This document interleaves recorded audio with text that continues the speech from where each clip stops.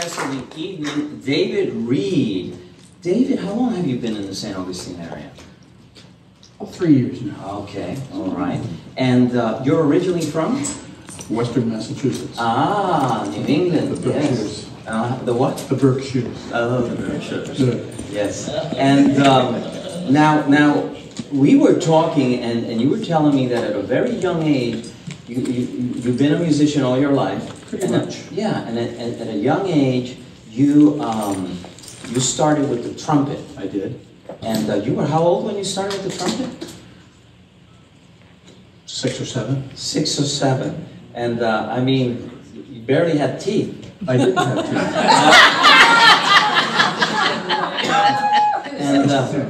And so you had to play it from the side? Mm-hmm. Ah, that's too funny. I did it all the way through college, and then they changed me because they said it wasn't proper.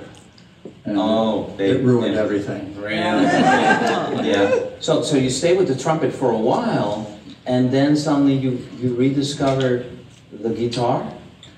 I was always fascinated with all sorts of instruments, and I was probably around 16 or so when I won a guitar in a contest. Okay. And I taught myself a few chords. I taught myself to play Bob Dylan's Like a Rolling Stone. Until my fingers bled.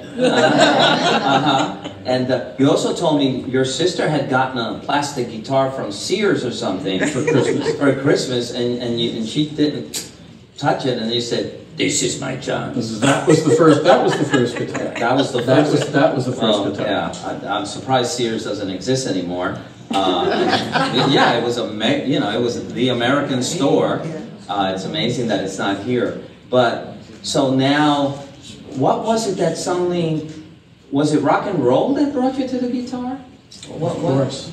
Oh, okay. Yeah, the British invasion. Oh. Who was responsible? The Rolling Stones? Rolling Stones. Oh. Rolling Stones, Beatles. Wow. My first live concert when I was 15 was the Dave Clark 5. I'm an old guy. Vintage. Well, I was talking with somebody that radio is very prejudiced because you don't hear a band that I used to love was Three Dog Night. Yeah. And you rarely ever hear a Three Dog Night song. So there must be something with the copyright or something that doesn't allow it to be played on radio. I don't know. But you hear all these other music of that time, and the Three Dog Night never existed, and it was such a popular band. So now, how far did you go with how seriously did you take the guitar? Well, I took it seriously in that I was taught myself to play. Okay. I never had any lessons. Wow. I'm self-taught.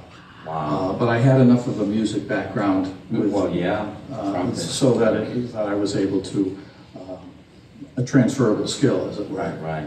Sort of deconstruct. Sure. See how that transfers. And I wanted an instrument that would play all the parts. The trumpet only plays one part at a time, unless you sing and play at the same time, which some people can do.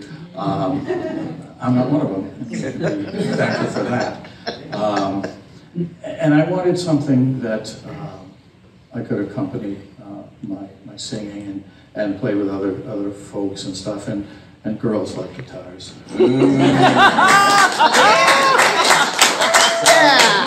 So now, I've seen you in some pictures where you have a guitar, you have a pedal drum, you have a harmonica, you're like a whole orchestra.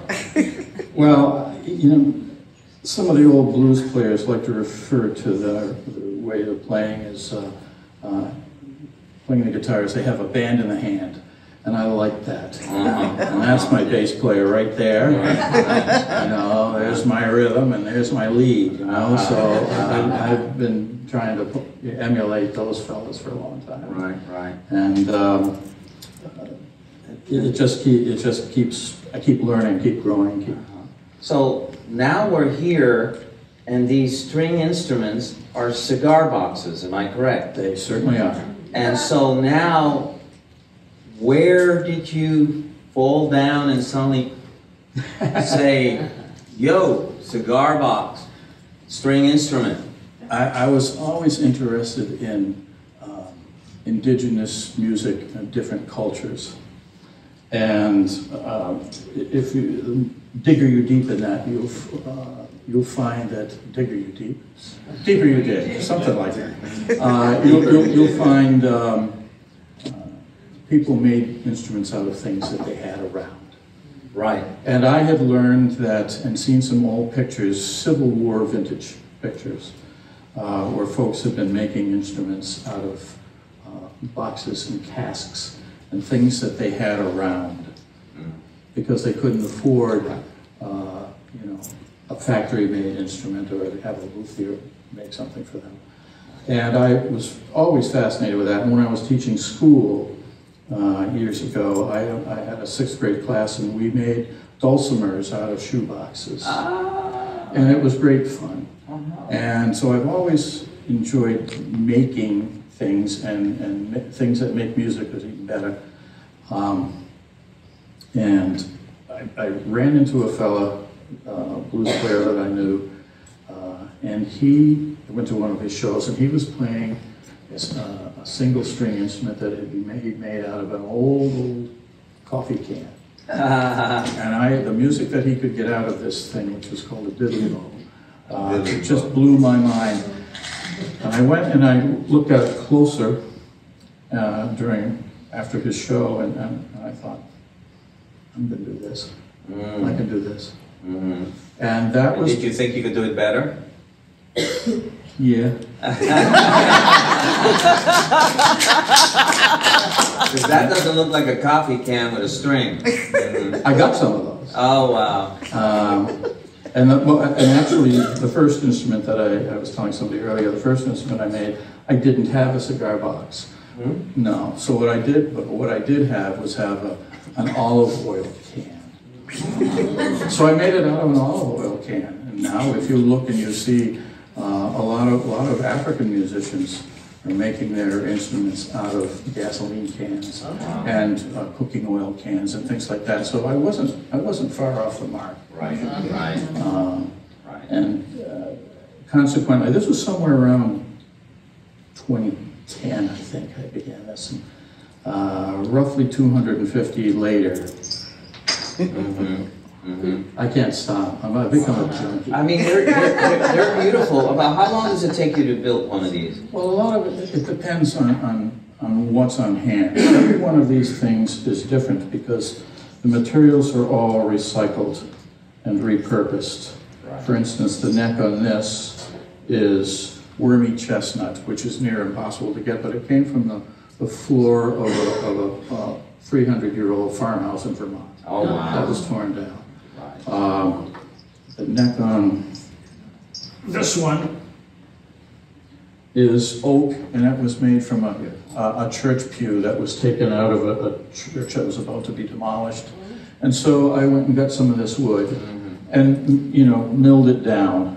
And the boxes are all different dimensions, so that will kind of inform. Well, we're running out of time. Play us a little something on this and on these other instruments. All right.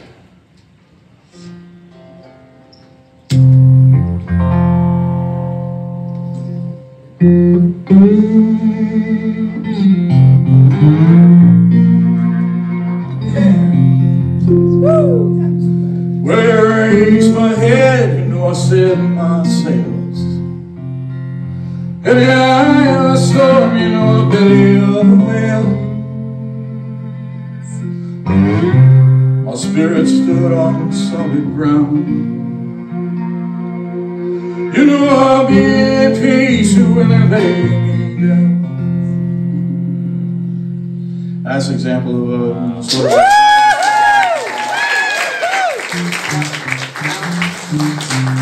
Play another one of these, like that little one. Is the sound acute or higher or? This one is very different. I figured most of my instruments have 3 strings, and they don't have any frets. Right. So people go, how do you know where you are? And I say, I don't.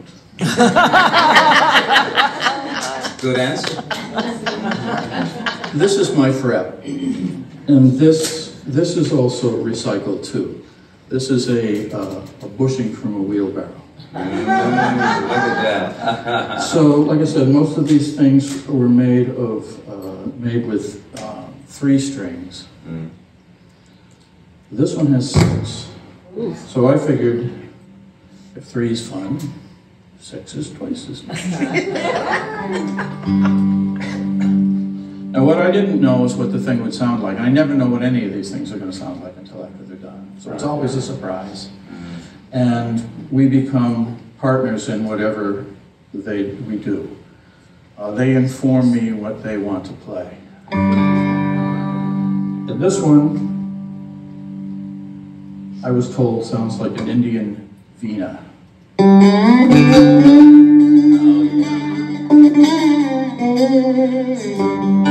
Reminds me of Jorge Harrison.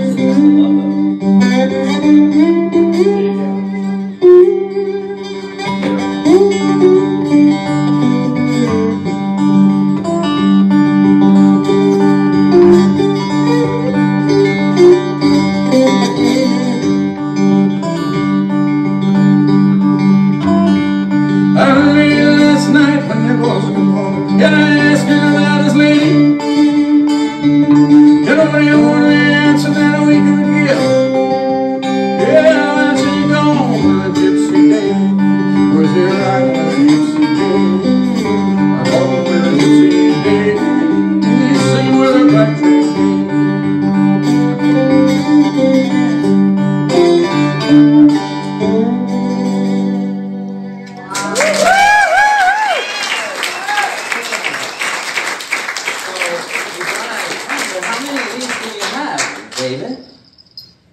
instruments do you have with 1 string, 2 string, coffee can, cigar box? I was telling somebody earlier, I made about 250 of them. I still have most of them. Wow. That's not true. I've sold a number of them and have given some away and have quite a few still left. Now, this is a dog dish in here. Let's see what that sounds like.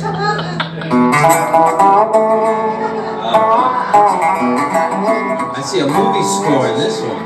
Absolutely.